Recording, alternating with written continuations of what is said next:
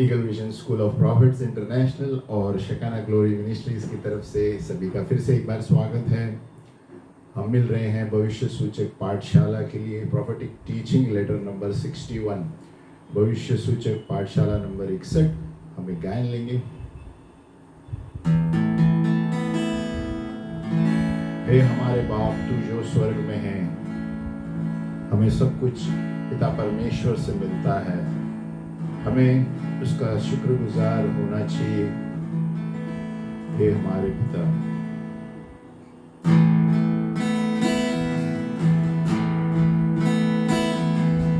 हे हमारे बाप तू जो आसमान में है,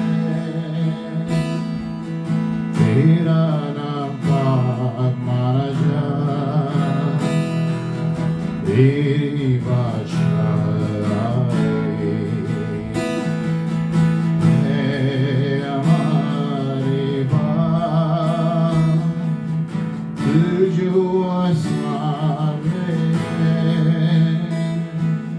तेरा नाम पाक माना जाए, तेरी बादशाह आए।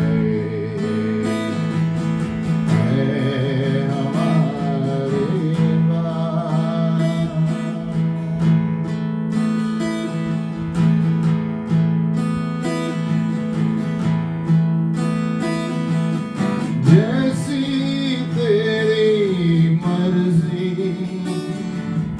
आसमां में पूरी होती, जैसी तेरी मर्जी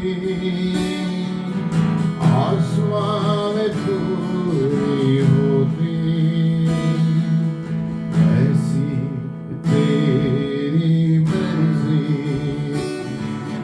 जगत में पूरी हो जाए, वैसी तेरी मर्जी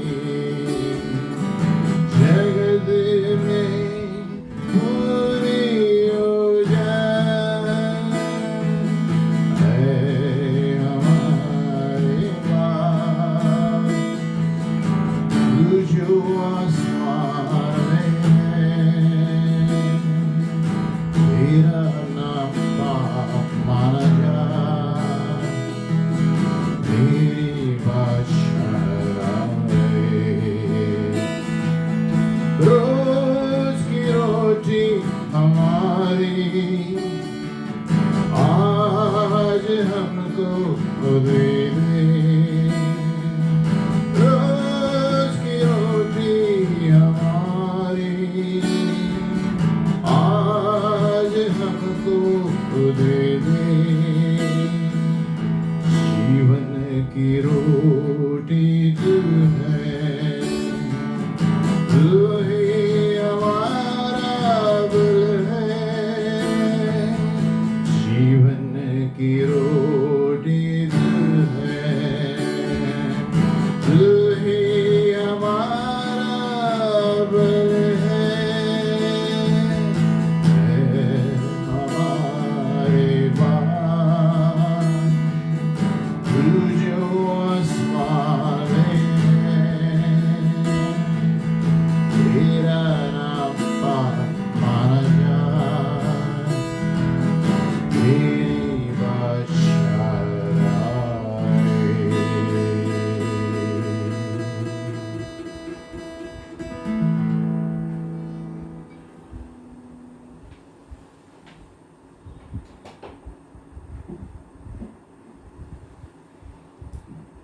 हे हमारे बाप तेरी बादशाहत आए, तेरा नाम पाक माना जाए। हमारे पिता परमेश्वर हमारे बाप हैं और उसका नाम हर वक्त हमें पवित्र करके पुकारना चाहिए, और परमेश्वर हमें आशीषित रखता है जब हम उसकी आराधना करते हैं उसका नाम लेकर, क्योंकि सभी चीज़ें उसी के द्वारा आती हैं। आज हम पढ़ेंगे भविष्य सूचक पाठशाला नंबर 61, प्रॉफिटिक टीचिंग नंबर 61, और भविष्यद्वक्ता का जो और दर्शी का जो दफ्तर है उस पर हम गौर करेंगे। देखो, भविष्यवाणी जो है ये लिखी हुई शब्द है है ना, जो मनुष्य के मुख के द्वारा बोले जाते हैं परमेश्वर के प्रकटीकरण के अनुसार, ताकि परमेश्वर उसकी इच्छा मनुष्य जाति को बताए या जिस किसी के लिए वो बोल रहा है उसको बताए। एक भविष्यद्वक्ता का मतलब क्या है? नाबी। इब्रानी शब्द में नाबी यानी बुलाया हुआ, है ना। और असली में भविष्यद्वक्ता जो है वो खुद का बनाया हुआ भविष्यद्वक्ता नहीं था। उसका मकसद दूसरों को बताने के लिए ये नहीं था कि मेरे विचार क्या है ना? लेकिन भविष्यद्वक्ता वो है जो परमेश्वर से बुलाया गया है और स्वर्गीय स्थानों से शब्द लेकर मनुष्य को बताता है कि परमेश्वर की इच्छा क्या है तुम्हारे लिए, है ना। वो अपनी इच्छा नहीं बता सकता दूसरों को। और एक दर्शी क्या है? इब्रानियों में चोजे, CHOZEH और ROEH, रोए। जैसे दर्शी है यानी देखने वाला, भविष्यद्वक्ता है सुनने वाला, दर्शी है देखने वाला। और ये अपने विचार या योजना खुद के मन से नहीं देगा, लेकिन ये परमेश्वर जो उसे दर्शन में बताता है वो उसको समझा बुझाकर मनुष्य जाति को बताता है। ये एक दर्शी है। आगे बढ़ते हैं। एक भविष्य सूचक यानी भविष्यद्वक्ता के दफ्तर की जवाबदारी क्या है? एक भविष्यद्वक्ता की जवाबदारी क्या है? अभी पुराने नियम में हम उनकी जवाबदारी जब देखते हैं कि ये सिर्फ भविष्य के बारे में बताने के लिए नहीं था, भविष्यवाणी जैसे शब्द हमें सुनने में आता है, लेकिन उसका मतलब है कि परमेश्वर की इच्छा जानने के लिए प्रगटीकरण के द्वारा जो वो भविष्यद्वक्ता के द्वारा हमें बताता है। नंबर 2, ये भविष्यद्वक्ता जो है वो अपने लोगों को याद दिलाना चाहता है क्या आशीषित और विश्वास योग्य रहने से, परमेश्वर की वाचाओं को संभालने से, उसके आज्ञाकारी होने से और पूरे हृदय से और मन से एक पवित्र जीवन जीना है। ये उसकी जवाबदारी है लोगों को बताने की। नंबर 3, एक भविष्यद्वक्ता वो इज़राइल लोगों को प्रोत्साहित करता था भविष्य के क्षेत्र में प्रभु आपको कहाँ लेने जाने वाला है अगर आप लोग इज़राइली लोग प्रभु के बताए हुए आज्ञा का पालन करोगे। नंबर 5, एक भविष्यद्वक्ता घोषित करता था परमेश्वर की घोषणाएं, है ना, और जवाबदार था कि परमेश्वर का न्याय खाता वो जवाबदार था। परमेश्वर के न्याय क्या है ना, वो क्या बताना चाहता है इज़राइल को। अभी 2 तरह के प्रचारक होते हैं। There are 2 types of preachers. एक तो गुड प्रीचर, अच्छा प्रचारक है जिन्हें अच्छा कुछ बोलना है लोगों को, और एक गरीब प्रचार का प्रचारक है जो कुछ तो भी बोलना चाहता है, बोलने के लिए बोलना चाहता है। लेकिन और एक व्यक्ति है जो उससे भी ऊपर दर्जे का है, ये इसके पास कुछ बोलना है महत्वपूर्ण और उनको बोलना ही है, कुछ भी बोलना नहीं है, उनको महत्वपूर्ण चीज़ बोलनी ही है और वो रुक नहीं सकते। और ये भविष्यद्वक्ता है ना? इनको बोलना है बहुत महत्वपूर्ण बात परमेश्वर से और ये रुक नहीं सकते, इनको बोलना ही है, सामने वाला सुने या ना सुने, क्योंकि परमेश्वर ने उसे बताया बोलने के लिए। अभी इसका नींव क्या है? भविष्यवाणी या भविष्य सूचक पाठशाला के लिए इसके नींव, फाउंडेशन क्या है? यूनानी शब्द जो है नए नियम में भविष्यवाणी का मतलब है दूसरों के लिए बात करना, स्पीक फॉर अनदर। अभी भविष्यद्वक्ता जो है ये अलौकिक भविष्यवाणी जो है, अलौकिक प्रगटीकरण है, या तो परमेश्वर की आवाज़ है एक स्थिति में जहाँ पर वो सुधार लेकर आएगा, प्रोत्साहित करेगा और सांत्वना देगा। और ये जो विचार है लोगों के कि भविष्यद्वक्ता न्याय बोलता है, भविष्यद्वक्ता सिर्फ भविष्यवाणी के बारे में बोलता है, ये गलत विचार है। क्योंकि जब तक हम देखते हैं बड़े बड़े जो भविष्यद्वक्ता आज के दिन आप संसार में देखेंगे, सभी के न्याय यही है कि विचार ही असली में भविष्यवाणी एक व्यक्ति को प्रोत्साहित करने, सुधार करने और सांत्वना देने, कंसोलेशन के लिए बनाया गया है, ताकि वो व्यक्ति परमेश्वर के बुलाए हुए इच्छा के अनुसार चले। और वचन में दिया गया है कि यीशु की गवाही भविष्यवाणी की आत्मा है। प्रगटीकरण प्रकाशित वाक्य 19:10, है ना। सच्ची हर एक भविष्यवाणी जो है ये यीशु की गवाही है और यीशु से ही आती है और यीशु की ओर आकर्षित करती हैं। सब सारी भविष्यवाणियाँ, ये हमें याद रखना चाहिए। हर एक भविष्यवाणियाँ यीशु का नाम ऊंचा करती है। और भविष्यवाणी का जो वरदान है नए नियम में, जहाँ कलीसिया में दिया गया है, और ये किसके लिए है? Exhortation, consolation, edification. यानी जो भविष्यवाणी करता है वो मनुष्य के लिए क्या कहता है? उन्नति के लिए, उपदेश के लिए, शांति की बातें कहता है। यानी भविष्यवाणी सुधार, प्रोत्साहित, सांत्वना, शांति, इन सारी चीजों के लिए है ना? सिर्फ भविष्य के बारे में बताने के लिए नहीं है, या तो कुछ कड़क न्याय बताने के लिए नहीं है। तो असल में एक भविष्यद्वक्ता का काम है लोगों को ऊपर लाना, नीचे नहीं गिराना। और ये गलत फहमी बहुत से लोगों को है कि इसलिए वो भविष्यवाणी में ध्यान ही नहीं देते, उस विषय पर बात नहीं करते। क्योंकि असली में भविष्यद्वक्ता का काम है कि जो व्यक्ति संसार में डूबा हुआ है, उसका जो वरदान, उसके जो वरदान अंदर छुपे हुए हैं, सोना अंदर छुपा हुआ है, वो बाहर निकाला है। जैसे मैंने पहले भी बताया था, तो असली भविष्यद्वक्ता वो होता है एक व्यक्ति के दबे हुए चीज़ों को बाहर लाना, अंधकार की चीज़ों को बाहर निकाल कर अंदर छुपे हुए जो सोने का वरदान है जो प्रभु ने उसे दिया है जीवन में, उसको इस्तेमाल करना इस जीवन में। हाँ, आगे बढ़ते हैं कि हम जो भविष्यद्वक्ता है, अनुग्रह के भविष्यद्वक्ता है, न्याय के भविष्यद्वक्ता नहीं है। हम इसलिए भविष्यवाणी नहीं करते ताकि लोगों की समस्याएं बताएं, है ना? हम उत्तर भविष्यवाणी करते हैं प्रोत्साहित करने के लिए। हम भविष्यवाणी इसलिए नहीं करते हैं कि लोगों को समस्या को बताए दूसरों को, है ना? हम ये बताना चाहते हैं भविष्यद्वक्ता की सबसे अच्छी बेहतरीन चीज़ें लोगों के अंदर से बाहर आनी चाहिए प्रभु के लिए। आगे बढ़ते हैं। वो एक पवित्र शास्त्र कहता है कि उत्सुक रहो वरदानों के लिए, और हम इस वरदानों के लिए कोई कमाई नहीं कर सकते, हम कोई वरदान कमा नहीं सकते। द गिफ्ट ऑफ प्रोफेसी, भविष्यवाणी का जो वरदान है, ये एक परिपक्वता का, है ना? ये स्पिरिचुअल मैच्योरिटी का एक चिन्ह नहीं है ना? आपको बाट नहीं जोनी है उसको कमाने के लिए। एक वरदान दिया गया है पिता परमेश्वर ने हमको, हमें इसको, we do not earn the gift of prophecy, हम इसको कमाते नहीं हैं, लेकिन हम मांगते इसको स्वीकार कर सकते हैं। वरदान या करिश्मा होता है, ये दैविक अनुग्रह से मिलता है ना? जो बिना कोई अपने मेहनत से आता है। तो ये हमें याद रखना है। तो प्रभु ने हमें बिना मेहनत के चीज़ें दी है, और वो चाहता है कि हम दूसरों को उसी तरह प्रोत्साहित करके ऊपर लाए, नीचे नहीं गिराए। आगे बढ़ते हैं। हमारे स्वर्गीय पिता जो है वो हमसे प्रेम करता है, और वो चाहता है कि जिस तरह एक बच्चा अपने कोई भेंट देता है तो वो पेपर कैसे निकालता है अपने बर्थडे का भेंट निकालने के लिए, उसी तरह पिता परमेश्वर चाहता है कि हमारे सारे आत्मा के वरदानों को हम खोले और उसको इस्तेमाल करें।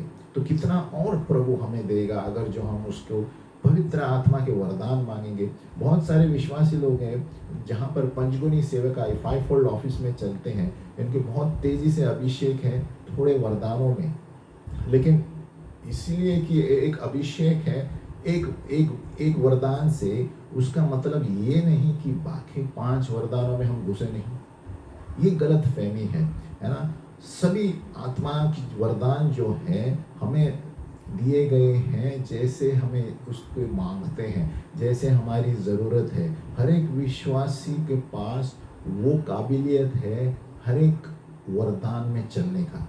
ये गलत फहमी है कि लोग, मेरे पास ये वरदान है मैं उसमें खुश रहूँगा।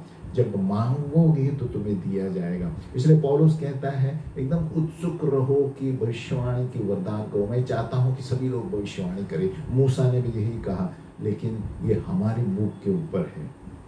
आगे चलते हैं। अभी भविष्यवाणी का जो मुख्य वचन में महत्वपूर्णता क्या है ना?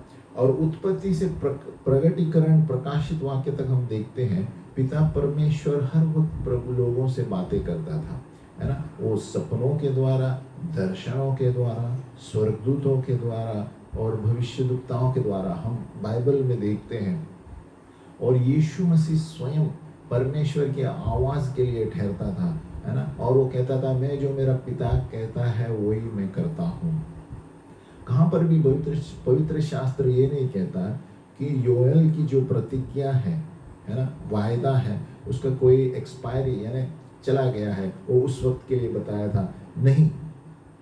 परमेश्वर आज के दिन तक ये पवित्र आत्मा का जल सबके ऊपर उंडेल रहा है ना। हर एक विश्वासी एक भविष्यद्वक्ता है असल में, लेकिन वो इस्तेमाल नहीं करता है। सबके पास भविष्यवाणी के वरदान हैं, लेकिन वो जब तक इस्तेमाल नहीं करते वो नहीं जानेंगे कि परमेश्वर ने कौन कौन से वरदान दिए हैं। इसके लिए पंचगुनी सेविका या ये मत सोचो कि एक वरदान है और उसमें हम चुप बैठेंगे। परमेश्वर हमारे हृदय को देखता है, हमारी चाहत को, भूख को देखता है कि किस तरह हम बाकी वरदान भी मांगते हैं। सभी वरदान हम ये कर सकते हैं। और प्रेरित कैसे बनता है? प्रेरित के पास सभी वरदान हैं। तो अगर जो हम शुरुआत से वरदान मांगेंगे प्रभु को, तो हम प्रेरित, भविष्यद्वक्ता, सुसमाचार, सारी चीजें प्रभु हमें देगा। जितनी हमारी भूख है उतने ही प्रभु हम पर नजर डालता है। और प्रभु के अंग होने के कारण हम यीशु के अंग हैं। हम एक चुने हुए राजपदारी के लोग हैं भविष्यवाणी करने के लिए, है ना। परमेश्वर हर वक्त बातें करता रहता है, लेकिन हमें हमारे कानों को सही करना है सुनने के लिए आत्मा के द्वारा। हम ज़्यादा संसारी चीज़ों में गुंजे हुए रहते हैं, इसलिए आत्मा की बातें सुनाई नहीं देती। परमेश्वर हर वक्त बातें करता रहता है। हर एक विश्वासी भविष्यवाणी कर सकता है। कोई कलीसियाँ कहते हैं हमारी कलीसिया भविष्यवाणी की नहीं है, गलत है। हर एक कलीसिया में हर एक वरदान है, उसको हमें जानना है और प्रोत्साहित करना है। जब पौलुस ने कहा कि मैं चाहता हूँ कि सभी लोग भविष्यवाणी करें, उसका मतलब सभी लोग, है ना, सिर्फ पासवान और ये ऐसे नहीं है। क्यों? 1 कोरिन्थियों 14:31 कहता है कि तुम सब लोग एक एक करके भविष्यवाणी कर सकते हो ताकि सभी लोग प्रोत्साहित हो जाए। प्रेरित पौलुस कहता है हमें उत्सुक होनी चाहिए आत्मिक वरदानों के लिए, खास करके भविष्यवाणी का वरदान। ऐसे क्यों कहा उसने? क्योंकि भविष्यवाणी से द्वारा लोगों को समझ में आता है कि प्रभु हमारे जीवन में क्या चाहता है और उसकी आवाज़ सुनते हैं। अभी सबसे बड़ी पूंजी यानी भेद क्या है भविष्यवाणी में आप उन्नति पाने के लिए? सबसे बड़ा भेद है परमेश्वर के सामने ज़्यादा समय देना, सीक्रेट प्लेस। परमेश्वर की उपस्थिति में ज़्यादा बैठने से एक भविष्यद्वक्ता तेज हो जाता है।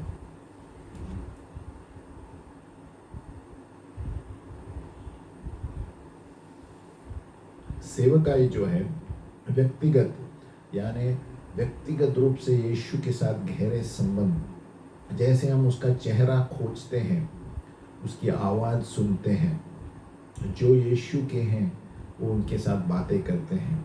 यीशु को जानना ही सबसे महत्वपूर्ण बात है, क्योंकि यीशु की गवाही भविष्यवाणी की आत्मा है। कितना खराब है कि हम उसके लिए कार्य करते हैं, भविष्यवाणी करते हैं, लेकिन यीशु को नहीं जानते। उसका मतलब क्या है? हम परंपरा की तरह चल रहे हैं, लेकिन यीशु के साथ बैठे नहीं हैं, गहरा संबंध नहीं है। ये मुख्य कारण है, इसलिए भविष्यवाणी की सेवकाई को दुत्कारा गया है। हमारा रोना होना चाहिए मूसा की तरह कि प्रभु तेरा अनुग्रह, तेरी चमक मेरे चेहरे पर आए, तेरे सिद्धांत में जानूं, तेरी तरह मैं बनूं। मूसा की तरह हमें रोना चाहिए, उसके ऊपर ताकते रहना चाहिए, ताकि हम यीशु की तरह बने। जितना हम 1 से 3 घंटा प्रभु को देंगे, उतना ही आप स्वर्गदूत, दर्शन, सपनों में आगे बढ़ते रहेंगे। ये भविष्यवाणी के क्षेत्र, प्रेरितों का क्षेत्र समय देने के ऊपर है। हम जितना समय प्रभु को देंगे, उतना ही हम महिमा से महिमा आगे बढ़ने वाले हैं। जब सैमुएल जो था जेसी के घर पे आया राजा दाऊद को अभिषेक करने के लिए, तो राजा दाऊद अपने खेत में था भेड़ों की रखवाली करते हुए, है ना। और तो ये भेड़ जो है बहुत सारा वक्त एक चरवाहा के साथ बिताते हैं, और तभी वो चरवाहे की आवाज़ जानते हैं। इसलिए यीशु मसीह ने चरवाहे का उदाहरण दिया, है ना, कि परमेश्वर के सामने यीशु के साथ बैठने से हम उसकी आवाज़ को पहचानेंगे। एक बड़ी भीड़ में भी हम पहचान पाएंगे परमेश्वर क्या बोल रहा है। परमेश्वर चाहता है कि हम सबसे मुख्य स्थान दें भविष्य सूचक क्षेत्र में हमारे जीवन में।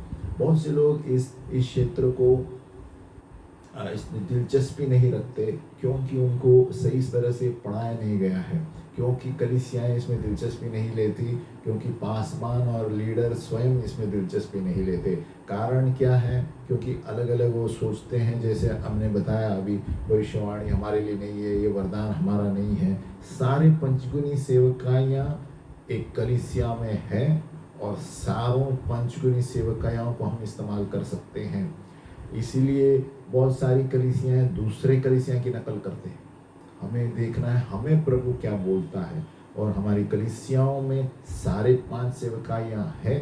हमें उसे ढूंढना है लोगों में और उनको प्रोत्साहित करना है। और एक भविष्य सूचक की जाति कब होती है? जब एक झुंड मिलते हैं, एकता में मिलते हैं परमेश्वर की आवाज़ सुनने के लिए, और इसके द्वारा अभिषेक चलता है एक क्षेत्र में, यानी एक छाता, अभिषेक का छाता पैदा होता है। और जहाँ पर जो भविष्यवाणी नहीं भी करते वो भी करने शुरू होंगे, जैसे मूसा के समय, है ना। वो क्यों? क्योंकि तेज अभिषेक से अब एक झुंड के लोग जब मिलते हैं, एक आवाज़ और एकता में मिलते हैं परमेश्वर के लिए, उस वक्त वो अभिषेक इतना तेज होता है कि जो अंदर नए लोग आए हुए भविष्यवाणी करना शुरू करेंगे, क्योंकि वो अभिषेक ऐसा है। जितनी हमारी भूख उतना प्रभु देगा। लोहा लोहे को काटता है, हम कहते हैं, धार करता है। हम तेजी से भविष्यवाणी में चलेंगे जब हम भविष्यवाणी के लोगों के साथ ही रहेंगे, है ना। जब हमारा संबंध दूसरे अगुवाओं से रहेगा और भविष्यवाणी जैसे लोग, दर्शन वाले लोग, सपने वाले लोगों के साथ हम घूमेंगे, उतना ही हम तेज हो जाएंगे। जैसे आयन शार्पन्स आयन, उसी तरह प्रोफेटिक शार्पन्स प्रोफेटिक पीपल के साथ रहेंगे तो हम तेज हो जाएंगे। हमारा लक्ष्य कि 100% हम भविष्य सूचक सेवकाएं में सिद्ध हो जाए, भले ही वो पूर्ण नहीं होता, लेकिन हम उत्तरदायित्व होते हैं एक दूसरे के लिए, एक भविष्यद्वक्ता, और जोखिम उठाने के लिए तैयार रहना चाहिए। जब लोग उन्नति पाते हैं तो हम उनको प्रोत्साहित करते हैं, लेकिन जब वो गिरते हैं तो हम उसको उठाते हैं, उनको गिराना नहीं है। तो भविष्यद्वक्ता का काम है, जब एक व्यक्ति उन्नति पाता है और ऊंचा लेकर चले, और जब वो गिरता है उसको पकड़ कर उठाए, ताकि वो प्रोत्साहित, सुधार और बांध काम होना चाहिए। और जब जोखिम लेके हम आगे बढ़ते हैं तो डरावनी चीजें बाहर निकल जाती है ना। भविष्य सूचक वचन या शब्द, है ना, प्रेम के साथ परीक्षा लिया जाता है, बिना किसी चोट पहुंचाए दूसरों को। ऐसा भविष्यद्वक्ता का कर्तव्य होना चाहिए, है ना। ऐसे व्यक्ति के साथ जुड़ जाओ, है ना, जो आपको जानता नहीं। एक उदाहरण देता हूँ, है ना, और परमेश्वर से मांगो, प्रभु एक वचन दो उस व्यक्ति के लिए, मैं उनको पहचानता नहीं हूँ, है ना, और पहले वचन जो आया लिख लो, है ना। फिर परमेश्वर से मांगो, प्रभु एक चित्र बताओ इस व्यक्ति के लिए, है ना, मेरे मन में इसके बारे में, और फिर से लिख के रखो। और ऐसे ही हम सीखेंगे। और हमारे दिन को भी हमें भविष्यवाणी करना चाहिए शुरुआत से पहले, है ना। पवित्र आत्मा से मांगे, प्रभु आज के दिन क्या होने वाला है, बैठ के प्रभु, है ना, आत्मा में प्रभु बताना शुरू करेगा। हम अभी पढ़ेंगे एक्टिवेट योर सीयर अनॉइंटिंग, आपके दर्शी का अभिषेक। देखो हमारी 5 ज्ञान इंद्रिय हैं, 5 स्पिरिचुअल सेंसेस है ना। सीइंग, हियर, टेस्ट, टच और स्मेल, यानी देखना, सुनना, चखना, छूना और सूंघना, है ना। तो अपने आप को सोचो कि स्वर्गीय क्षेत्र में है और धरती क्षेत्र में है, हम दोनों संसारों में हैं। हमें जानना ज़रूरी है, हमारे 5 ज्ञान इंद्रिय हैं, और हमारी प्राकृतिक जो सोच है, मन है, भावनाएं हैं, और हमारे हृदय के आँख खुले रहने चाहिए परमेश्वर के राज्य को देखने के लिए। ज़्यादातर जो आवाज़ें आती हैं और परमेश्वर बातें करता है, इस सपनों के द्वारा, है ना, और दर्शनों के द्वारा बातें करता है। तो ये दर्शी का है, खुला स्वर्ग है, और परमेश्वर हमारे हृदय की आंखें खोलता है, यानी आत्मिक क्षेत्र दिखता है, यानी हमारे कल्पना की चीज़ें आंखें खुल जाती हैं, है ना। हमारी आइज ऑफ आवर अंडरस्टैंडिंग का मतलब है हमारे हृदय की आंखें, हमारी कल्पना की आंखें खुल जाती हैं, और आत्मिक चीज़ों को हम देख पाएंगे। ये दर्शी के क्षेत्र में हमें अभिषेक को कैसे बढ़ाना है। जब स्वर्ग खुल जाता है है ना, प्रगटीकरण आ जाता है, स्वर्गीय चीजें प्रभु बता है। परमेश्वर लोगों की स्तुतियों में विराजमान है और तभी खुला स्वर्ग हो जाता है, फाटक खुल जाते हैं, दरवाजे खुल जाते हैं जब हम स्तुति करते रहते हैं, है ना। भजन संहिता 22 में दिया गया है, पिता परमेश्वर लोगों की स्तुतियों में विराजमान है, यानी जब लोग स्तुति करते हैं स्वर्गदूत नीचे उतर आते हैं। हमारा प्रभु यहोवा कौन है? सेनाओं का यहोवा। सेना कौन सी है? स्वर्गदूतों की सेना है। तो सेना कौन सी स्वर्गदूत की नीचे आती है? जब हम पिता परमेश्वर की स्तुति आराधना करते हैं और खिड़कियां खुल जाती हैं, स्वर्गीय खिड़कियां, विंडोज ऑफ हेवन, और इसी के द्वारा प्रवेश करने की कोशिश करो। इसीलिए मैं कहता हूँ कि ज़्यादा समय प्रभु को देने से हम ये सब महसूस करेंगे।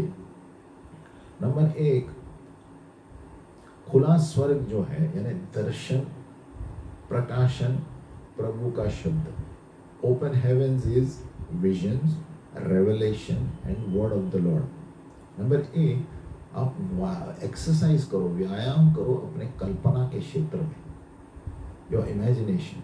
अभी भजन संहिता 4:4 क्या कहता है? Psalms 4:4, कांपते रहो और पाप मत करो, अपने अपने बिछौने पर मन ही मन सोचो और चुपचाप रहो। ये क्या है? इमेजिनेशन। लेटते वक्त उस पर व्यायाम करते रहो। योशुआ को प्रभु कहता है दिन और रात मनन करते रहो, तब उन्नति पाओगे, है ना। Meditate in your heart and think about the Lord, be still, soaking, listening prayer, है ना। नंबर 2, स्वर्गीय चीज़ों के बारे में सोचते रहो। ये हिंदी पिक्चर ये वगैरह देखते बंद करो और स्वर्गीय चीज़ों के बारे में सोचेंगे तो स्वर्गीय दर्शन आएंगे। नंबर 3, परमेश्वर की बाट जो, वेटिंग ऑन द लॉर्ड। आप शांतता से बैठना सीखो। इस तेजी दुनिया में शांतता बैठने के लिए जगह नहीं है और वही सबसे ज़रूरी है, आपको बढ़ना है, क्योंकि परमेश्वर जो बाट जोते हैं उनको ही ऊंचाई पर लेता है। संसार की रीति और है, परमेश्वर उल्टा चलता है ना, हर एक क्षेत्र में। नंबर 4, बोना। हमारा बोने का हृदय आना चाहिए, गिविंग हार्ट। एक भविष्यद्वक्ता को उसका आदर दो, जिसको हम आदर देंगे वो आदर प्रभु आपको मिलेगा। और लगातार व्यायाम करते रहो।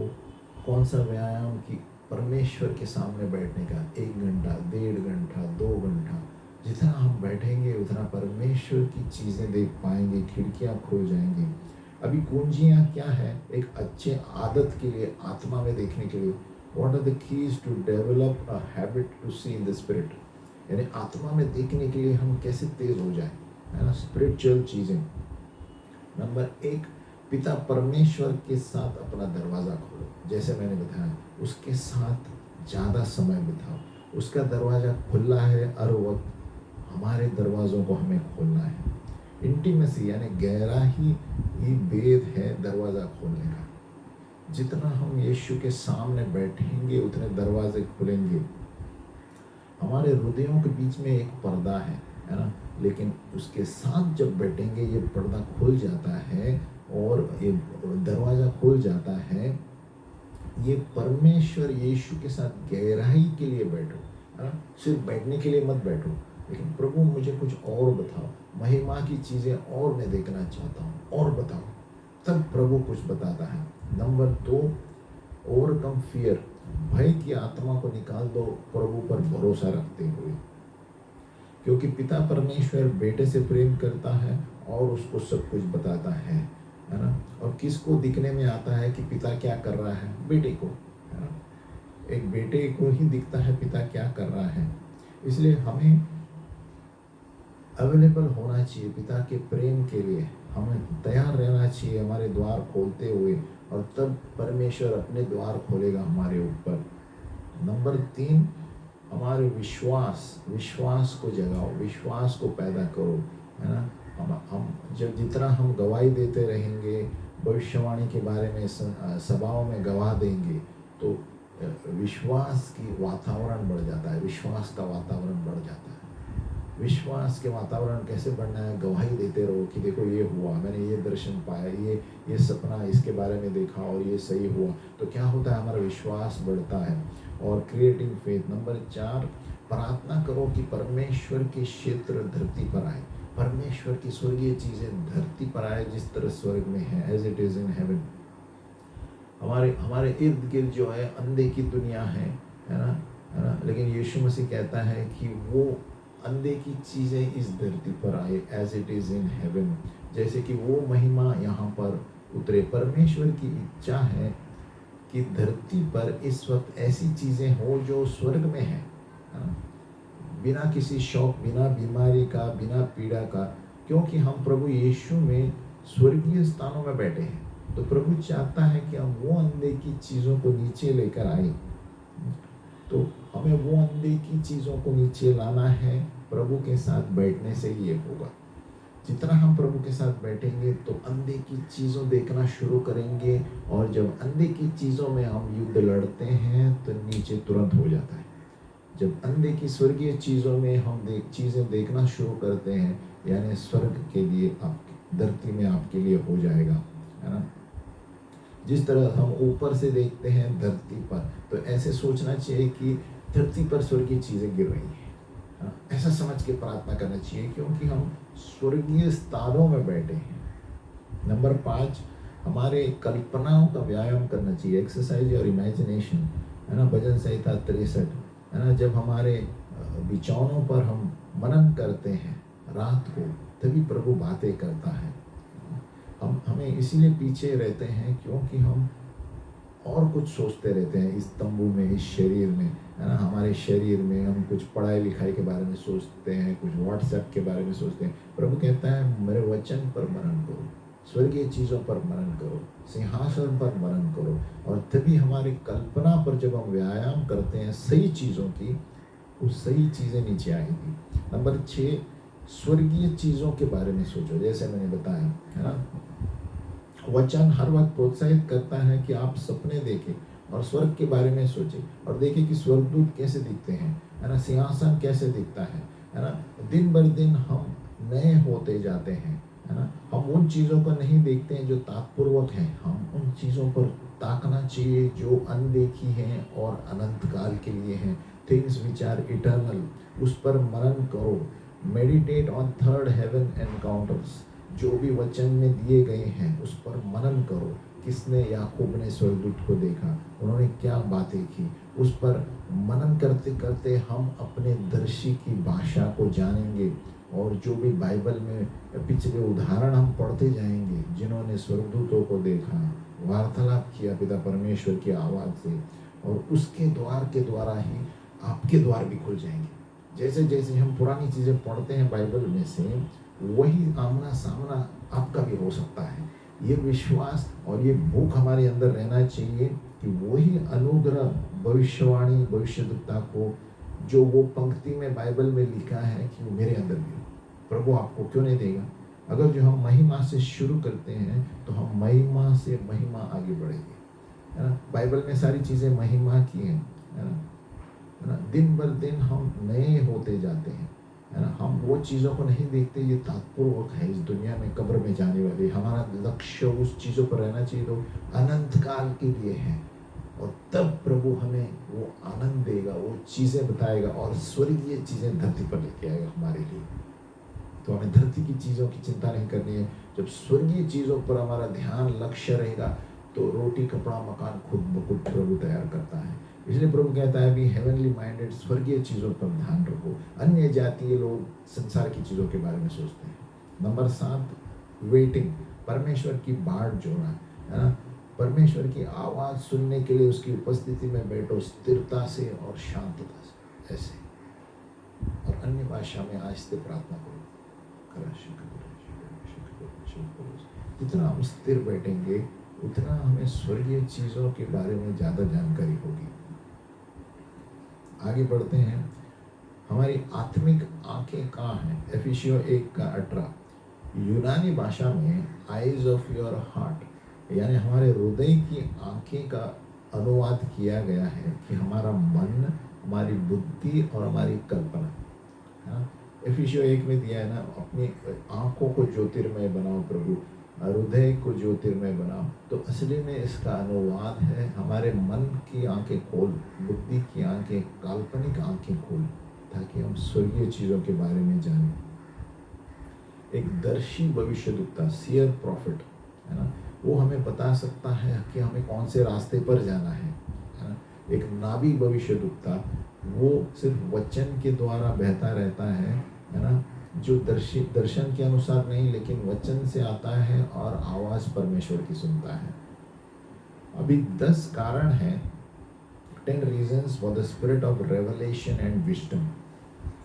प्रकाशन और बुद्धि के आत्मा के लिए 10 कारण हैं। कैसे आएगी? नंबर 1, उसको जानने से। कैसे जानेंगे? परमेश्वर का बुलावा हमें पहले जानना है, उसके सामने 1 घंटे से ज़्यादा बैठना है। नंबर 3, हमें जानना है कि उसकी मिरास क्या है हमारे लिए, परमेश्वर ने हमारे लिए क्या क्या चीज़ें रखी हैं स्वर्गीय में विश्वास करने वालों के लिए, है ना। नंबर 4, उसके सामर्थ्य की महानता को हमें जानना चाहिए। नंबर 5, परमेश्वर की बुद्धि को, उसके सामर्थ्य को और उसके सिद्धांतों को और प्रधानताओं को घोषित करते रहना चाहिए। स्तुति करते हुए घोषित करते रहना चाहिए, तभी प्रकाशित और बुद्धि की आत्मा आती है। और यीशु मसीह का प्रेम के बारे में, उसके, है ना, उसकी गहराई, ऊंचाई, लंबाई, चौड़ाई सब कुछ प्रकाशन बताते रहना चाहिए। और परमेश्वर की परिपूर्णता से हमें भरा हुआ रहना चाहिए। नंबर 9, यीशु मसीह का प्रकाशन हमारे अंदर होना चाहिए, है ना। और सब कुछ मीठा होता है यीशु के साथ, है ना। तो ये कारण है जिसके द्वारा हम प्रकाशन और बुद्धि की आत्मा मिलती है। नंबर 1, उसको जानना, हमारे बुलावे को जानना, फिर हमारी मिरास क्या है, खजाना उसके पास, फिर उसके सामर्थ्य को जानना, फिर उसकी बुद्धि को जानना, सामर्थ्य और उनके सामर्थ्य और जो भी सामर्थ्य प्रदानताएं जो स्वर्ग स्थानों में है उसको हम घोषित करते रहना चाहिए स्तुति के द्वारा। और बल, हमें मजबूत होना है, उसके बल में मजबूत होना है, बलवंतता की आत्मा। फिर यीशु मसीह के प्रेम का प्रकटीकरण, गहराई, ऊंचाई, चौड़ाई, लंबाई, यीशु के प्रेम का हमें जानना चाहिए। कैसे जानेंगे? वचन पढ़ते हुए, उसके साथ बैठने से। फिर परिपूर्णता से भरा हुआ रहना चाहिए, यीशु का प्रकाशन हमारे अंदर रहना चाहिए। यीशु के साथ हम मीठे रहेंगे, क्योंकि यीशु के साथ इट्स स्वीट विद जीसस तब होता है जब हम ज़्यादा से ज़्यादा समय प्रभु को दें, वचन पढ़ने में, स्थिर बैठने में। तभी स्वर्गीय चीज़ें हिलना शुरू हो जाती है और हमें सपने, दर्शन देखना शुरू हो जाते हैं। आगे बढ़ते हैं। क्या कारण है कि हम परमेश्वर के आवाज़ को सुन नहीं पाते? क्या कारण होगा कि परमेश्वर का आवाज़ को सुन नहीं पाते, है ना? ये इसीलिए कि हम जब देखते हैं तो नज़रअंदाज करते हैं। इसलिए यीशु मसीह ने कहा, उनके पास आंखें हैं लेकिन देख नहीं सकते, है ना, कान है लेकिन सुन नहीं सकते। क्यों? क्योंकि वो हृदय में नहीं डालते हैं, यहाँ से सुनते हैं वहाँ बाहर फेंक देते हैं, क्योंकि वो एकदम गहराई में नहीं सोचते कि यीशु ने क्या कहा, क्यों कहा, मैं भी उसमें आजमाऊँ, है ना। ये कारण है। नंबर 2, ये संसार की चीज़ों के हमें घुटन सी होती है, संसार की चीज़ों के वजह से हमारा गला घुटा जाए, है ना, हमारे जो वरदानों को रोक देते हैं।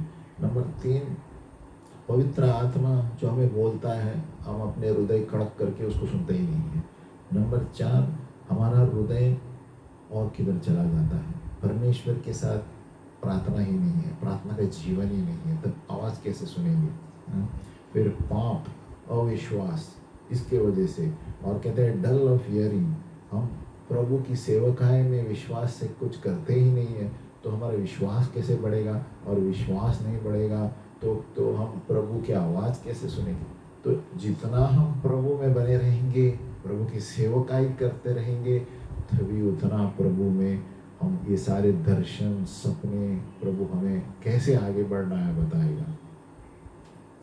यानी जैसे मैंने बताया, हमारी आदत होनी चाहिए कि 1 से 3 घंटा परमेश्वर के सामने बैठना चाहिए, उसकी आवाज़ सुने, तभी कुछ होगा, तभी हम स्वर्गीय चीज़ देख पाएंगे, तभी हम जानेंगे कि स्वर्ग में क्या है, स्वर्गदूत कैसे हैं, सिंहासन कैसा है, 1 घंटा और उससे ज़्यादा बैठने से ये सब मालूम होने वाला है, नहीं तो नहीं मालूम।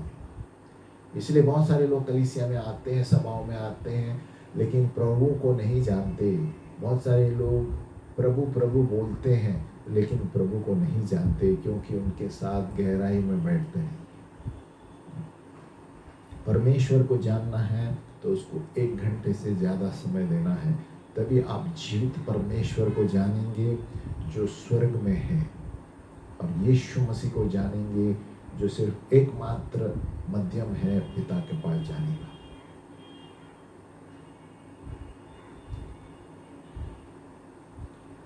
हमें उद्धार पुनर्जन्म क्यों हुआ? परमेश्वर के राज्य को धरती पर लाने के लिए, है ना। जो आत्मा से जन्मा है आत्मा है ना। जब भी हमने यीशु मसीह को स्वीकारा तब पवित्र आत्मा हमारे अंदर आया, और अभी हम स्वर्ग से धरती पर जीते हैं, है ना। और धरती पर नहीं स्वर्ग में जाने के लिए, लेकिन स्वर्ग से धरती पर जीते हैं, क्योंकि हम स्वर्गीय स्थानों में बैठाया है ना। और आज आप क्या उपेक्षा रखते हैं परमेश्वर के राज्य में देखने के लिए? हमें उपेक्षा रखना चाहिए। स्वर्गदूत, सेराफिम, प्राणी, महिमा, कोई शोक नहीं, दुख नहीं, ये अंधे की चीज़ों जो है हमारे इर्द गिर्द है ना। क्योंकि हमें दिखाई नहीं देती उसका मतलब नहीं है वो नहीं है, वो है। प्रभु ने कहा जैसे तेरा राज्य ऊपर है वैसे धरती पर आए। वो कब आता है? जब हम उसकी बाट जोते हैं, 1-1 घंटा 2-2 घंटा बैठते हैं, तभी वही स्वर्गीय चीज़ें नीचे उतर आती हैं और हम देख पाएंगे क्या हो रहा है। और परमेश्वर का राज्य धरती पर कब आता है? जब हम उसकी इच्छा इस धरती पर कलीसिया में करते हैं, वचन के अनुसार जीते हैं। जब ओबीडियंस नहीं होगा तो प्रभु का राज्य नीचे नहीं आएगा। प्रभु का राज्य कलीसिया में नहीं आएगा, सभा में नहीं आएगा, जब तक हम उसके बताए हुए वचन के अनुसार नहीं चलते, है ना। यीशु मसीह कहाँ पर बैठा है? स्वर्गीय स्थानों में बैठा है। उसका मतलब है हम स्वर्गीय स्थानों तक जा सकते हैं। जब आत्मा में रहते हैं हम स्वर्गीय स्थानों में जा सकते हैं, और जो चीज़ें है ही नहीं वो हम बुला सकते हैं। उसका मतलब ये नहीं जो चीज़ें नहीं है वो है नहीं, वो दिखती नहीं है लेकिन है। ये एक भेद है पिता परमेश्वर के राज्य का। लेकिन वो अंधे की चीज़ें तब हम जान पाएंगे जब हम परमेश्वर के साथ गहराई में बैठेंगे 1 घंटे से ज़्यादा, तभी स्थिरता से बैठेंगे, तभी प्रभु आत्मिक चीज़ें बताने शुरू करेगा, और वो आत्मिक चीज़ों को नीचे कैसे लाना बताने शुरू करेगा, और हमारा आनंद कैसे आत्मिक चीज़ों में रहना चाहिए वो बताना शुरू करेगा। तो जब तक मुख्य मुद्दा जहाँ तक मैं समझता हूँ, हम प्रभु के सामने 1 घंटे से ज़्यादा नहीं बैठते, हम दर्शनों की चीज़ें देख नहीं पाएंगे। 1 घंटा 1.5 घंटा वचन पढ़ना, ये सारी चीज़ों के द्वारा ही दर्शनों का कारण है। जितना हम वचन पढ़ेंगे, वचन एक आईना है और हमें महिमा से महिमा ऊपर लेकर जाता है। परमेश्वर की कोई डिग्री नहीं है, एक महिमा खत्म होती है तो दूसरी महिमा चालू होती है। परमेश्वर की, है ना, जैसे क्वालिफिकेशन इस देश में है, संसार में है, परमेश्वर की क्वालिफिकेशन का कोई अंत नहीं। उसका पढ़ाई लिखाई है महिमा से महिमा से महिमा, अंत नहीं है। इसलिए अगर जो आप सोचते हैं मैंने इतना किया बहुत हो गया, नहीं नहीं नहीं, अभी हम बहुत लो है और बहुत कुछ करना है। अभी दर्शी का अभिषेक, दर्शन, द सीयर अनॉइंटिंग, एक दर्शन, भविष्यद्वक्ता भी दर्शी होते हैं, है ना। परमेश्वर चाहता है कि हमारे जो ज्ञान इंद्रिय हैं उसको हम बढ़ोतरी करें, ताकि हम आत्मिक रूप से बढ़े और सिर्फ शरीर में नहीं जिए। इसलिए हमें ये सारी चीज़ें नहीं दिखाई देती, क्योंकि संसार के बारे में ज़्यादा सोचते रहते हैं, है ना। वो चाहता है कि हम सुने, है ना, और सूंघे और चखे आत्मा में। अगर जो आप बोलेंगे कि आप दर्शी है भी नहीं, फिर भी आप प्रभु से एक आत्मा उड़ेला जा सकता है आपके ऊपर और आप देखना शुरू करेंगे, है ना। लेकिन हमारे भूख के ऊपर है जो हम प्रभु से मांगते हैं। भले ही हम एक दर्शी नहीं है लेकिन सुनने वाले हैं, क्योंकि हमें हमें हमें देखना ज़रूरी है। अभी हम खबरों ही हमें देखेंगे नहीं तो भी प्रभु सुनने के द्वारा हमें चीज़ें बता सकता है। Even if you say you are not a seer but a hearer, because you are supposed to see, है ना। ये भविष्यद्वक्ता याद रखो, वो भविष्यद्वक्ता जो 2 राजा 6 में था। 2 राजा 6 में एक पूरी सेना भेजी गई थी एक भविष्यद्वक्ता के लिए। कौन? एलिशा। हाँ? उसका मतलब शत्रु क्या सोचता है भविष्यद्वक्ता के बारे में? उससे पूरी सेना लगती है एक भविष्यद्वक्ता के लिए, है ना?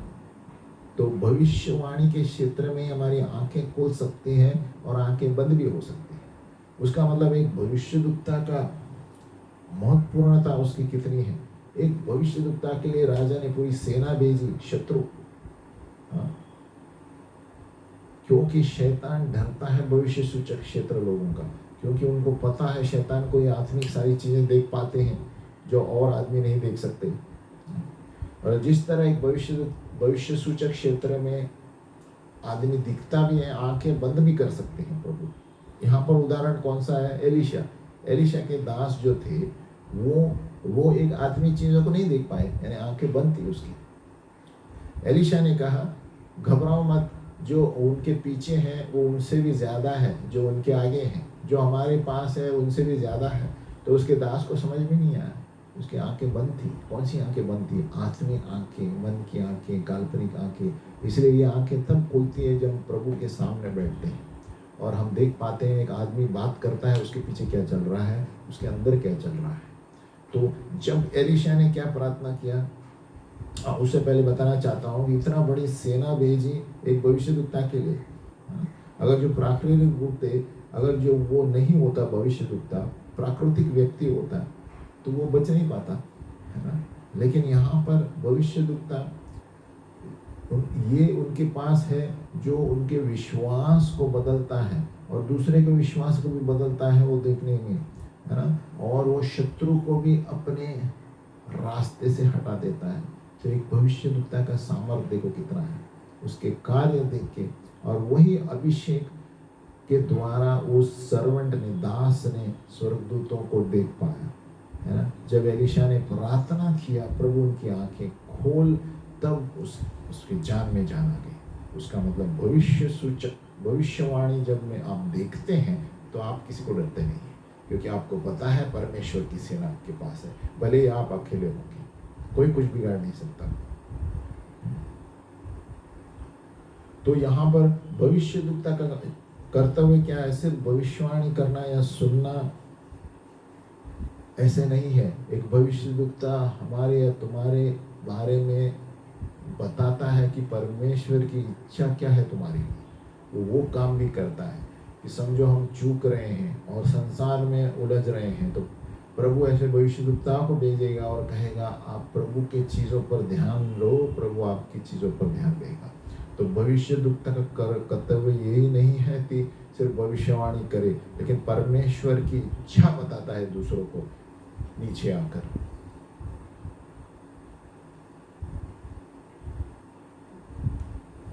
रोमियो 1:11 में पौलुस कहता है, मैं यहाँ पर इसीलिए नहीं था बताने के लिए कितना सामर्थ्य हूँ, है ना, या कितने वरदान मैं दे सकता हूँ, कितने अभिषेक मेरे पास है, ताकि वो आराधना करे।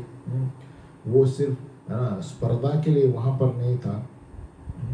लेकिन पौलुस कहता है मैं यहाँ पर इसलिए आया हूँ कि उनको कुछ उंडेलूं उनके ऊपर, ताकि वो स्थापित हो जाए और वो भी सामर्थ्यपूर्वक हो जाए। पौलुस कहता है मैं तुम्हें अपने बारे में बताने नहीं आया था, लेकिन मैं तुम्हें सामर्थ्यपूर्वक बना था कि आप लोग जाने कि परमेश्वर की इच्छा क्या है आपके लिए, कलीसिया के लिए, सभा के लिए। तो एक भविष्यद्वक्ता का काम यही नहीं है कि भविष्यवाणी करे, ये भी काम है उनका कि आपको प्रभु किस क्षेत्र में बुला रहा है और आप नहीं जा रहे हैं। उनको याद दिलाने के लिए, हमें याद दिलाने के लिए भविष्यद्वक्ता भेजा जाता है या दर्शी भेजा जाता है, ताकि हम जाने कि हम इस संसार में किस लिए आए हैं और उसी की परिपूर्णता करके वापस जाए, है ना। ये संसारी चीज़ें सभी लोग उजलते रहे, है ना, शादी करना, बच्चा पैदा करना, लेकिन प्रभु ने हमें इस धरती पर क्यों लाया है वो मकसद जानना बहुत ज़रूरी है। और वो एक भविष्यद्वक्ता और दर्शी बताता है। अगर जो हम भूल जाते हैं इस संसार में, है ना, संसारी चीज़ों में उलझने की वजह से। और पंचगुनी जो सेवकाइयाँ हैं, 5 मेन बॉडी बिल्डिंग बांध काम की सेवकाइयाँ हैं, और इसके द्वारा ये वरदान उंडेले जाते हैं, है ना, उंडेलना, यानी संवारना, प्रस्तुत करना, अनुशासन करना, ताकि पूरी बॉडी ऑफ क्राइस्ट, परमेश्वर के जो अंग है, वो उठकर परमेश्वर के लिए कुछ सामर्थ्यपूर्वक काम करे। इसके लिए 5 फोल्ड मिनिस्ट्रीज क्यों है, पंचगुनी सेवकायाँ, इसलिए ताकि हम अपने आप को और दूसरों को भी उंडेलें, अपने आप को संवारें, हम दूसरे के सामने प्रस्तुत करें और अनुशासन लेके आए सभाओं में, है ना, ताकि वो लोग भी प्रभु के सामर्थ को जाने और बाहर जाकर उस सामर्थ को फैलाए। और पंचगुनी सेवकाई जो है 5 फोल्ड, ये प्राकृतिक रूप या आत्मिक रूप से बनाने के नहीं है ना, हम शारीरिक रूप से बनाने के लिए नहीं है, लेकिन आत्मिक अंदर के मनुष्यत्व को बांधकाम करने के लिए पंचगुनी सेवकाइयाँ। तो पंचगुनी सेवकाइयाँ प्राकृतिक रूप से बढ़ाने के लिए नहीं है, लेकिन आत्मिक रूप से हमें स्वर्गीय चीज़ों के बारे में बताने के लिए है, और हमारे पास जो सामर्थ है स्वर्गीय क्षेत्र से, उसको बताने के लिए, है ना। हमारे आत्मा में हमें 5 जैसे ज्ञान इंद्रिय 5 सेंसेस है, और उसके द्वारा हम आत्मिक क्षेत्र में घुस सकते हैं। इब्रानियों 5:14 कहता है, पर अन्न सयानों के लिए है, जिनके ज्ञान इंद्रिय अभ्यास करते करते भले बुरे में भेद करने के लिए पक्के हो गए। यानी हमारे 5 सेंसेस जो है, जितना हम वचन पढ़ते पढ़ते हम जान जाते हैं कि क्या गलत है, क्या सही है, और हमें पवित्र आत्मा में प्रभु बताता है क्या करना है, क्या नहीं करना है। अगर जो आप वो चीज़ें देखते हैं, है ना, जो ऐसे किसी को दिखता नहीं है, तो आपके पास वो हासिल हो सकता है जो आपके पास नहीं है। फिर से दोहराता हूँ, अगर जो आप वो चीज़ें देख सकते हैं स्वर्गीय, जो आम आदमी नहीं देख सकता, तो आप वो चीज़ें हासिल कर सकते हैं जो आपके पास है ही नहीं, क्योंकि हमारे लिए स्वर्ग में प्रभु ने पहले से आत्मा में रखा हुआ है। 2 कोरिन्थियों 4:18, क्योंकि हमें वो चीज़ें देखनी है जो दिखती नहीं है, स्वर्गीय चीज़ें, और वही चीज़ें धरती पर लानी है ना। 2 कोरिन्थियों 4:18, while we look not at the things which are seen, जो नहीं दिखती हैं वो अनंत काल के लिए, तो हमारा ध्यान वहाँ पर होना चाहिए अनंत काल की चीज़ों के लिए, अनंत काल, इटर्नल, क्योंकि जब हम अनंत काल चीज़ों के लिए देखते हैं, तो धरती के चीज़ों में प्रभु खुद ब खुद कार्य करता है ना। If you can see what can't be seen, then you will have what you do not possess. यानी जो नहीं दिखता है हम आदमी को, वो आप देख सकते हैं, तो आपको वो चीज़ें हासिल होगी जो आपके पास नहीं है, वो हासिल होगी, क्योंकि परमेश्वर सब कुछ करेगा आपके लिए अलौकिक सुपरनेचुरल रूप से। विश्वास सुनने से आता है, क्योंकि सुनने की वजह से आप विश्वास से देख पाएंगे, है ना, अंधे की चीज़ों को देख पाएंगे। और एक अनुवाद ऐसे कहता है, जो आपके हृदय के, है ना, हृदय के आंखें खोल दो, है ना, जैसे लिखा है कि आपकी समझ की आंखों को खोल दो। यूनानी भाषा में यानी हमारे काल्पनिक आंखों को खोलना है। एफिसियों 1:18 में भी दिया गया है ना। लेकिन समझ की आंखों का असली मतलब यूनानी भाषा में क्या है, इन ग्रीक में, हमारी काल्पनिक आंखों को खोलना। एक काल्पनिक आंखें, इमेजिनेशन कौन खोल सकता है? प्रभु ही खोल सकता है उसके सामने बैठने से। बहुत से लोग ये देख नहीं पाते हैं, क्योंकि अपने कल्पना को मार डाला है, they have killed there imagination, है ना। और ऐसे हो सकता है आपके लिए कोई बोला होगा, अरे आप ज़्यादा बहुत सोचते हैं, है ना, लेकिन असली में आप काल्पनिक रूप से दर्शन देख रहे हैं, है ना। एक अच्छा कल्पना है, एक बुरी कल्पना है, बुरी काल्पनिक चीज़ है। Good imagination, bad imagination, when imagination और कल्पना। एक काल्पनिक चीज़ ऐसी है जो परमेश्वर से अभिषिक्त की हुई है, परमेश्वर से दी हुई है आत्मा में देखने के लिए, आत्मा में परखने के लिए, आत्मिक चीज़ें करने के लिए। तो इसलिए काल्पनिक चीज़ें शैतान ने नहीं बनाई है, लेकिन परमेश्वर ने बनाया है अच्छी चीज़ें के लिए, है ना। तो इमेजिनेशन यानी हमारी कल्पना है, एक ऐसे चीज़ है जो प्रभु ने हमें बनाई है सामर्थ्यपूर्वक, ताकि हम अच्छी चीज़ों के लिए इस्तेमाल करें। हम बुरी चीज़ों के लिए इस्तेमाल करते हैं, इसलिए शैतान कार्य में आता है ना। तो हमें याद रखना चाहिए हमारे विश्वास की आंखें, प्रभु मेरी मन की आंखें खोल। हम बार बार क्यों बोलते हैं प्रार्थना करने के लिए, प्रभु मेरी समझ की आंखें, प्रभु मेरी कल्पना की आंखें खोल, ताकि मैं स्वर्गीय अच्छी चीज़ें देख पाऊँ और उसके अनुसार जान सकूं कि ये ज़िंदगी में मेरा कर्तव्य क्या है। जब हम स्वर्गीय चीज़ें देखेंगे, हम जान जाएंगे कि हमारा कर्तव्य क्या है इस जीवन में।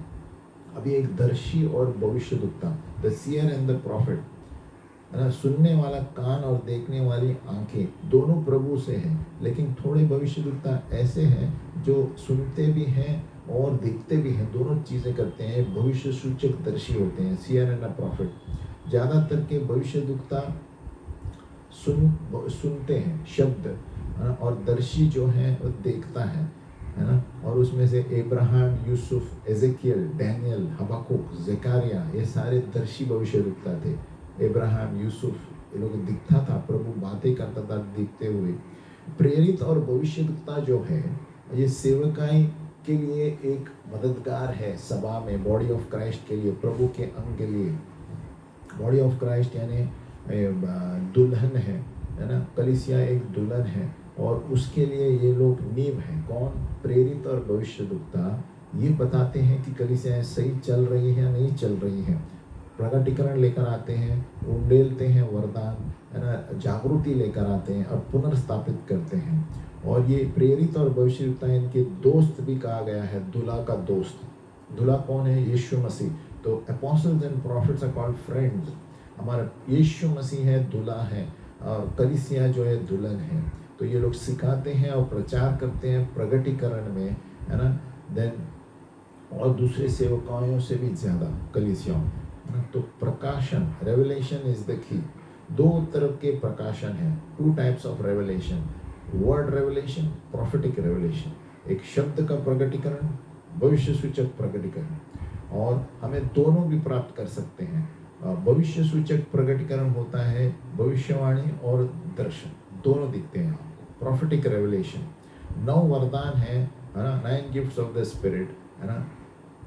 हमें विश्वास करना है भविष्यवाणी और भविष्य सूचक वरदान में। विश्वास नहीं करेंगे तो कुछ नहीं होगा।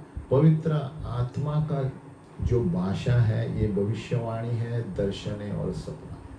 पवित्र आत्मा का क्या भाषा क्या है? सपने और दर्शन, है ना। अगर जो उसमें विश्वास नहीं करेंगे तो आप सुन नहीं पाएंगे, देख नहीं पाएंगे, और वो बात नहीं करेगा आपके साथ। तो पवित्र आत्मा जो है ये नदियाँ हमारे हृदय से बाहर निकालता है ना। कोई कोई विश्वासी के पास सिर्फ एक नदी बहेगी, है ना। हर एक विश्वासी को उन्होंने एक नदी तो दी है बहाने के लिए, वरदान के द्वारा। There are names of the Holy Spirit throughout the Bible. तो एक वरदान सबके पास है, हर एक विश्वासी के पास।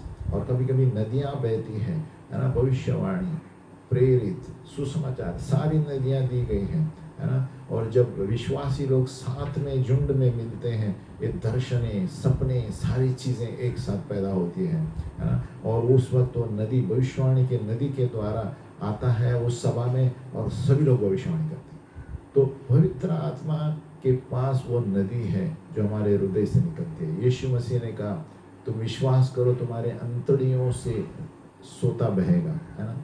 तो पवित्र आत्मा जो है बुद्धि का आत्मा है, प्रकाशन का आत्मा है, और प्रभु की इच्छा ये है कि ये नदी हमारे अंदर से बुद्धि के द्वारा बाहर निकल आए और सबके जीवन में ये अंदर से आए। क्या? कौन सी? पवित्र आत्मा की नदी, पवित्र आत्मा की नदियाँ। जब हम प्रभु के सामने बैठेंगे तभी होगा। फिर से दोहराता हूँ, परमेश्वर के सामने ज़्यादा समय बिताने से ये सारी चीज़ें जो हम बता रहे हैं संभव है, और तभी आप स्वर्गीय चीज़ों के बारे में वेद जानेंगे, एक एक वेदों को। भविष्यवाणी जो है फोर्थ टेलिंग, यानी अभी के बारे में बताना है, और भविष्यवाणी भी बताता है। भविष्यवाणी का मतलब है अभी की वर्तमान चीज़ों के बारे में बताना, और भविष्यवाणी के बारे में बताना, है ना। एक व्यक्ति को भविष्यद्वक्ता होने के लिए उसके पास भविष्यवाणी का वरदान होना ज़रूरी है, और 2 वरदान जो प्रगटीकरण के हैं वो भी होना ज़रूरी है। 2 revelation gift and gift of prophecy होना ज़रूरी है प्रॉफिट होने के लिए, और तभी वो अनुग्रह में और अभिषेक में बढ़ेगा और अपने मौसम में आगे बढ़ेगा और कलीसिया में दूसरे प्रॉफिट्स या दूसरे प्रेरित उससे सहमत होंगे, है ना। आपके पास भविष्यवाणी का वरदान होगा लेकिन उसका दफ्तर नहीं होगा भविष्यद्वक्ता का, है ना। लेकिन जैसे जैसे समय आएगा आप बढ़ते जाएंगे और भविष्यद्वक्ता के दफ्तर प्रॉफिटिक ऑफिस में जाएंगे। शुरुआत में सबके पास सिर्फ भविष्यवाणी की आत्मा होती है, 1 कोरिन्थियों 12:28। और एक दर्शी जो होता है, ये दर्शी ज़्यादा दर्शन और सपनों में चलता है और दूसरे भविष्यद्वक्ताओं से भी तेज रहता है ना। और ये नदियों के द्वारा दर्शन और सपनों के द्वारा ऐसे जारी रहते हैं, वो कभी खत्म नहीं होते। एक दर्शी सीयर, और वो हर वक्त दर्शनों में सपनों में डूबे हुए रहते हैं, है ना। क्योंकि ये सबसे ज़्यादा समय प्रार्थना में प्रभु के सामने रखते हैं, घंटों बैठते हैं, दिन कभी कभी दिनों के लिए बैठते हैं, घंटे छोड़ो 1 दिन 2 दिन प्रभु के सामने ऐसे ही बैठे रहते हैं। और तभी प्रभु मूसा की तरह 7 दिन के बाद मूसा को प्रभु ने प्रकटीकरण दिया और बातें की। और दर्शी जो है एक नदियां बहने के तरी दर्शनों के द्वारा सेवकाई करते हैं, ज़्यादा से ज़्यादा दर्शन और सपनों के द्वारा वो मकसद बताते हैं लोगों के बारे में। अभी कैसे इस दर्शन, how to begin flowing in the seer anointing, इस दर्शी के अभिषेक में हमें कैसे चलना है, हमें भी चाहिए तो परमेश्वर के सामने बैठना, बाट जोड़ना डेली। नंबर 2, अपने मन को नए बनाना, प्रभु को ज़्यादा समय देना। हम मन कैसे बदलेंगे, जब वचन पढ़ते रहना, वचन पढ़ते रहना। नंबर 3, प्रार्थना करते रहना, प्रार्थना करते रहना, लगातार प्रार्थना में रहना। Number 4, praying in the spirit, आत्मा में प्रार्थना करना लगातार। और नंबर 5, परमेश्वर की शांति। परमेश्वर की शांति कब बनेगी, जब हम शांत में बैठते हैं 1 घंटा 1.5 घंटा। नंबर 6, आराधना, हम परमेश्वर के आराधना के गाने सुनते रहना है, आराधना करते रहना है लंबे लंबे समय के लिए। नंबर 7, विश्वास और आशा से देखना है सब चीज़ें जो होने वाली हैं। नंबर 8, अपने आप को सीमित मत रखो पुराने मन लेकर, है ना। नम्र बनो और नई चीज़ों के लिए खुले रहो, नए कुछ करने के लिए खुले रहो, है ना। नंबर 9, हमें प्रभु के लहू के द्वारा सब कुछ दिख सकता है। नंबर 10, प्रार्थना करो कि भविष्यवाणी की आत्मा बाहर आए, दर्शन मुझे दिखे, सपने मुझे दिखे, रोज प्रभु के सामने रो पड़ो। और 11, एडवांस में धन्यवाद दो कि प्रभु तूने दर्शन मुझे दिए हैं, और धन्यवाद भी दो जो भी दर्शन उन्होंने बताए हैं, सपने बताए हैं। रोज धन्यवाद देना शुरू करो, कितना भी छोटे दर्शन या सपने होने दो।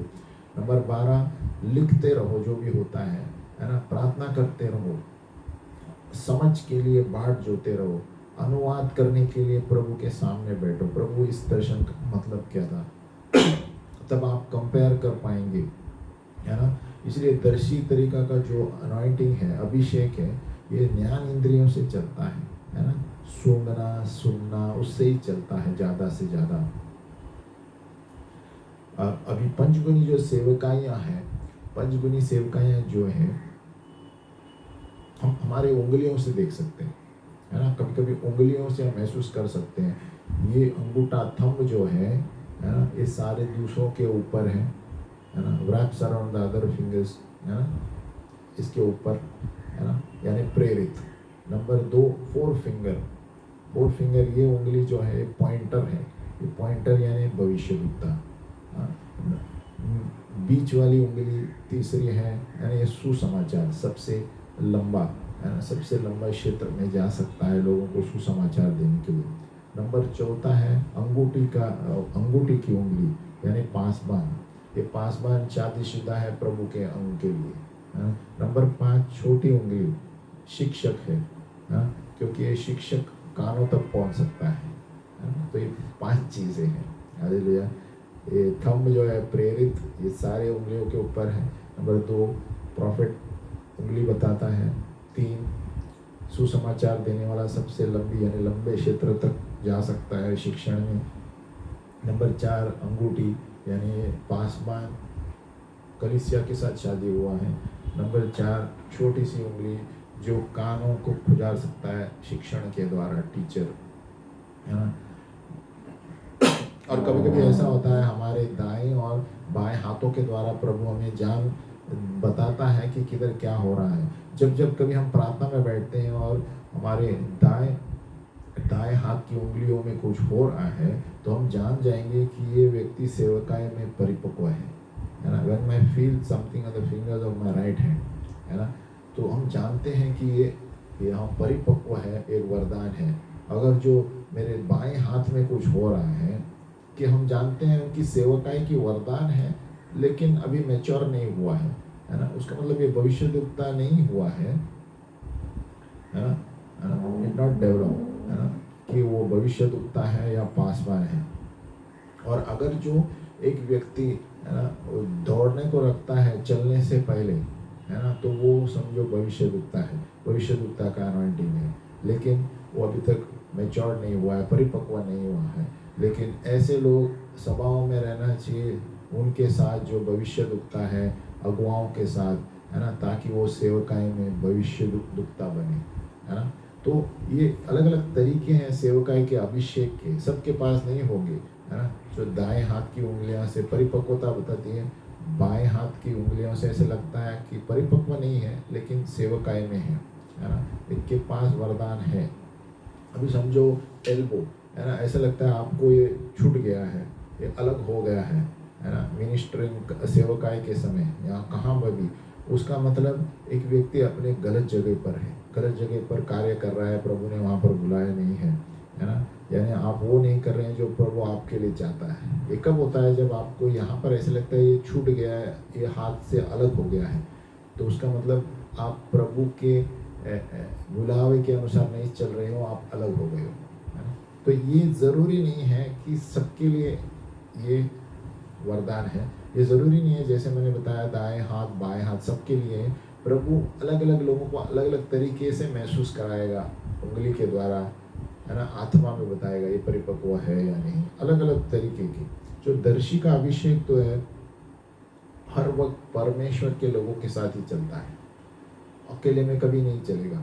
The seer anointing works with the members of the body of Christ, यीशु के अंग के साथ ही चलता है जो दर्शी देखता है।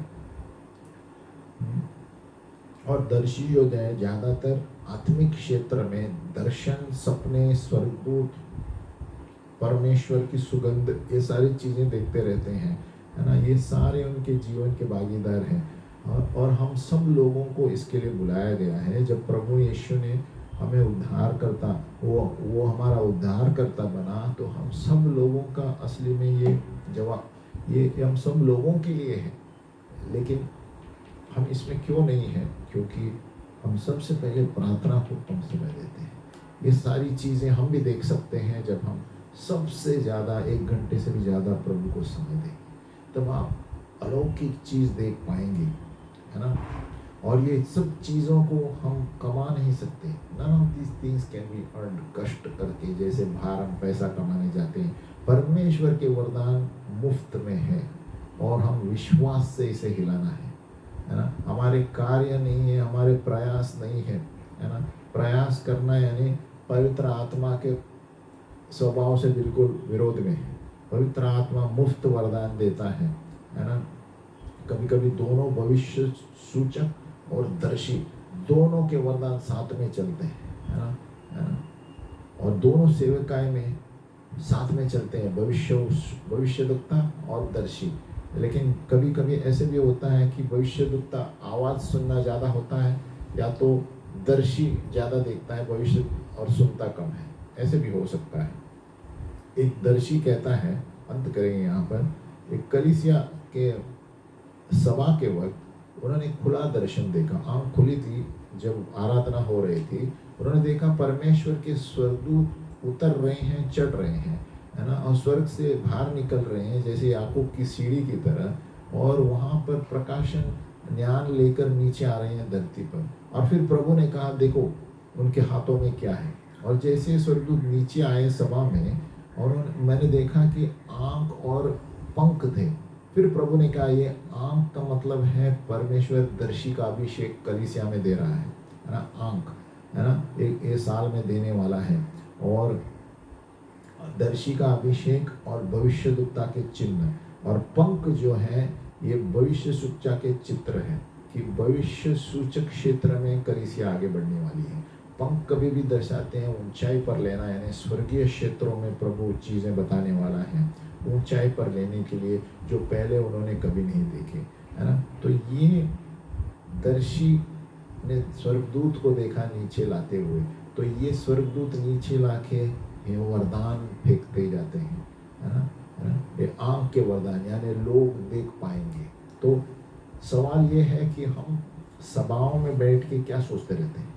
सभाओं में हमें भूख रहनी चाहिए कि प्रभु मुझे भी देखना है, मुझे भी स्वर्गदूत देखने हैं। इसीलिए प्रभु के सामने जितना हम वक्त बिताएंगे उसके अनुसार ही हमें ये भविष्य सूचक और दर्शी का अभिषेक मिलेगा। मुख्य की the key of this is for prophets and seers spend time with the Lord 1 to 3 hours। परमेश्वर के साथ वक्त बिताओ। अगर जो आपको भविष्य दुखता होना है, दर्शी के वरदान चाहिए, 1 से 3 घंटे के बीच में वचन पढ़ो, बांट जो, वचन पढ़ो, बांट जो, तभी आपको ये सारी आत्मिक आंखें खुल जाएंगी और स्वर्ग में क्या चलता है, नीचे स्वर्गदूत लेकर क्या आते हैं, सब कुछ दिखाई देगा। और आपको अंदर इतना आनंद होगा कि संसार की चीज़ों के लिए आप बिल्कुल फिक्र नहीं करेंगे, क्योंकि जब स्वर्गीय चीज़ें दिखने लगती है, पर आपको पता है कि जब स्वर्ग आपके पास है, धरती की चीज़ें क्या है, धरती की चीज़ें सब तात्पूर्वक है, टेम्परेरी है। जो चीज़ें हमें दिखती नहीं है उस पर ध्यान दो, जो वो अनंत काल की चीज़ें हैं। धरती की चीज़ें अनंत काल की नहीं है, सब मिट्टी में जाने वाली है। हम प्रार्थना करेंगे। पिता परमेश्वर, हम धन्यवाद देते हैं प्रभु कि हमें तू समझ की आंखें दे, हमारी काल्पनिक आंखों को खोल प्रभु, ताकि हम रोज बैठकर आपके स्वर्गदूत, आपके स्वर्ग के क्षेत्रों के बारे में जाने प्रभु। यीशु के नाम में हम प्रार्थना करते हैं प्रभु, तेरा राज्य आए प्रभु, तेरी महिमा हम देखने को पाए प्रभु, ऐसे चीज़ें देखने पाए प्रभु जो आम आदमी नहीं देख सकते प्रभु। और हमको देखकर प्रभु, हमें देखकर प्रभु लोग उत्सुक हो जाए प्रभु कि ये क्या चीज़ है, मुझे भी चाहिए। और इस तरह प्रभु तेरा राज्य बढ़े प्रभु, क्योंकि आज के दिन में लोग जब तक कुछ अलौकिक नहीं देखते हैं प्रभु, विश्वास नहीं करते प्रभु। हमारे अंदर वो अलौकिक वरदान दे प्रभु, जिसके द्वारा हम दर्शी और भविष्यवाणी के द्वारा लोगों को सांत्वना दे, प्रोत्साहित करे, और हम बताए कि प्रभु उनको क्या बोल रहा है इस दुनिया में, वे क्यों आए हैं और प्रभु ने क्यों पैदा किया है उन्हें, ताकि इनको देखकर वो भी वचन पढ़ना शुरू करेंगे और महिमा से महिमा आगे बढ़ेंगे। यीशु के नाम में प्रार्थना करते हैं, आमीन। गायन लेकर अंत करेंगे।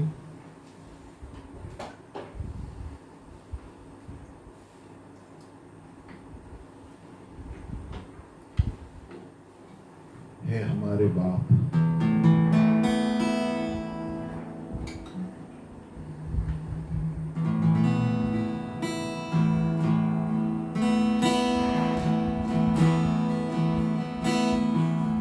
जिस तरह अपने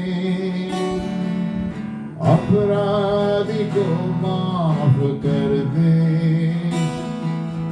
जिस तरह अपने अपराधी को माफ कर दे, उसी तरह ही हमारे अपराध को माफ करना, उसी तरह ही हमारे अपराध को माफ कर दे। हे हमारे बाप, तू जो आसमान में है, तेरा नाम पाक माना जाए,